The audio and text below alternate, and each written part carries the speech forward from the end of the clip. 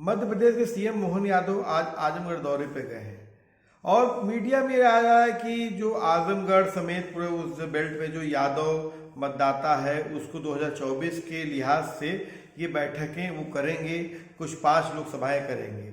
सवाल इस बात का है कि मोहन यादव से हमारा एक सवाल है कि एक तरफ जो है दिल्ली कूच कर चुका है किसान और उनके ही प्रदेश में जो किसान विभिन्न प्रदेशों से आ रहे थे उनको उन लोगों ने वहां पर गिरफ्तार कर लिया।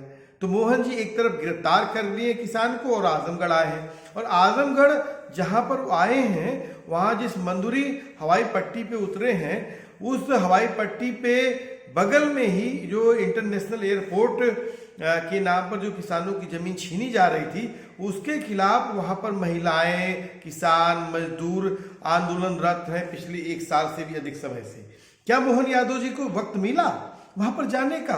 क्यों? क्योंकि उनके जो लोकल सांसद निरहुआ है उनके पास तो वक्त नहीं है और लोकल सांसद निरहुआ के पे इतना वक्त नहीं बल्कि वो तो बोलते हैं कि वहां पर जो महिलाएं पुरुष बैठे हैं वो सरकारी जमीन पर कब्जा करके बैठे हैं।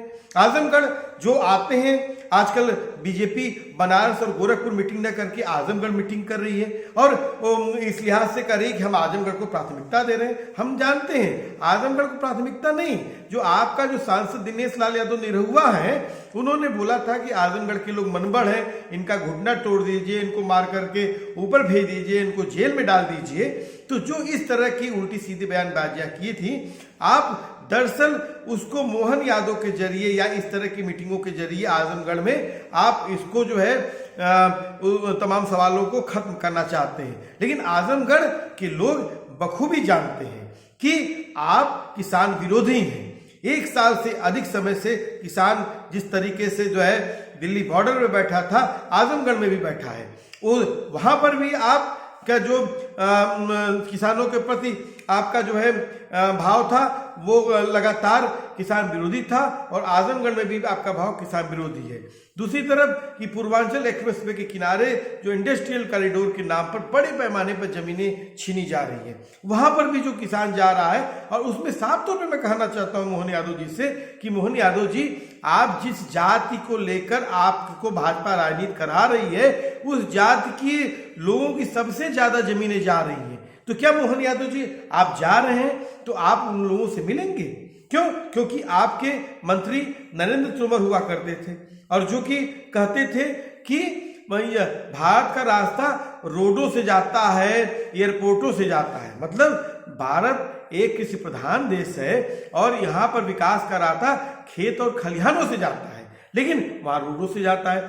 सूर्य प्रताप शाही जी वहां के प्रभारी मंत्री रहे, वो गांव चौपाल करते हैं, लेकिन जहां जहां पर आंदोलन किसान कर रहे हैं, जहां जहां उनकी मांग है, डिमांड है कि आप हमारी जमीन आप मत छीनिए हमसे, वहां पर वो नहीं जाते हैं। तो सवाल इस बात का है कि आप क्यों ऐसा कर रहे हैं? और मोहन यादव जी आपको यह स्पष्ट करना चाहिए कि आप सिर्फ जाति के नाम पर नहीं आ सकते हैं। आप बताइए जातिगत जनगणना के सवाल पे आपका क्या स्टैंड है, सोशल जस्टिस के सवाल पे क्या स्टैंड है? आप क्या संघ के उसी सांप्रदायिक फांसीवादी एजेंडे पे चलने वाले व्यक्ति हैं? हम तो जानते हैं यही बात है। दूसरा सवाल, आप लगातार जो अडानी अंबानी के जो आपकी सरकार यार है और जो आपके बहुजन जो समाज है, जो दलित है, ओबीसी है, उसकी जमीनों पर लगातार कब्जा कर रही है, उस पर क्या स्टैंड है? उत्तर प्रदेश में जब आप आ रहे हैं, अभी मालूम चला कि बिहार भी आपको भेजा जा रहा है, तो बताइए ना मोहन यादव जी कि यहाँ पर जो आरक्षण में घोटाला हो रहा है, योगी आदित्यनाथ की गवर्नमेंट में 59,000 शिक्षक भर्ती में घोटाला होता है आरक्षण का। यहाँ पर ईडब्ल्यूएस के नाम पर जो है सवर्णों को आरक्षण दिया जा रहा है, दूसरी तरफ जो दलित ओबीसी अनुसूचित जनजाति है उसके उनको जो है नाट फाट सुटेबल करके उनकी नियुक्तियों उनके नहीं होने दी जा रही है। तो आप इन सवालों को क्या बोल पाएंगे? एड्रेस क्या कैसे करेंगे? सिर्फ जाति के नाम पर आप ये जो गोलबंदी कोशिश कर रहे हैं, ये जाति के नाम पर गोलबंदी नहीं हो सकती है और साफ तौर पर है कि आपको ठोस सवालों पर बातचीत करनी पड़ेगी। दूसरी बात कि जो किसान आंदोलन इस दौर में चल रहा है, जो एमएसपी की मांग है, चाहे तमाम जो उनकी डिमांड है, उन डिमांड्स पे भाजपा को आपको क्लियर स्टैंड आपको करना पड़ेगा।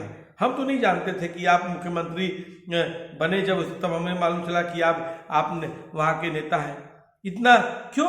इसलिए कि हम जानते हैं कि आगामी लोकसभा चुनाव में जो ओबीसी है, इस वोट बैंक को एड्रेस करने के लिए, और साफ तौर पर यही भाजपा है, यही भाजपा ये कहती थी कि दो को छोड़ सबको जोड़। ओबीसी और दलित की जो एक प्रमुख जातियां थी उनको छोड़ करके और उनके ऊपर आरोप लगाती थी, और आप जिस जाति के हैं उसके ऊपर भी आरोप लगता था, यही सब खा गए। और आज जब बिहार में जनगणना आई तो सबके सामने आ गया है। तो सवाल इस बात का है कि आज उत्तर प्रदेश में जब आप आ रहे हैं, यहाँ पर बड़े पैमाने पर इनकाउंटर हुआ है ओबीसी, दलित, माइनॉरिटी का, तो क्या मोहन यादव जी आप इस पे बोलेंगे? आजमगढ़ जिस जिले में गए हैं, यहाँ पर बड़े पैमाने पर इनकाउंटर हुआ है, बड़े पैमाने पर बुलडोजिंग हो रही है, लोगों के घरों को बुलडोजर से तहस नहस कर दिया जाता है, नेस्ता नाबूद कर दिया जाता है। तो तमाम सवाल है, ये सिर्फ और सिर्फ आप इस बात पे भाजपा अगर मुगालता पाल के रख ली है कि जाति के सवाल को किसी उसके लीडर को ला करके खड़ा करके हम उन जातियों को जो है अपने साथ गोलबंद कर लेंगे, तो ये भाजपा ये मुगालता भूल जाए। क्यों? क्योंकि ये जातियां जो है इनको अपने हक अधिकार के सवाल को मालूम है कि आज मालूम हमें है कि बाबा साहब भीमराव अम्बेडकर का जो संविधान है, ये संविधान के बल पे हम इस देश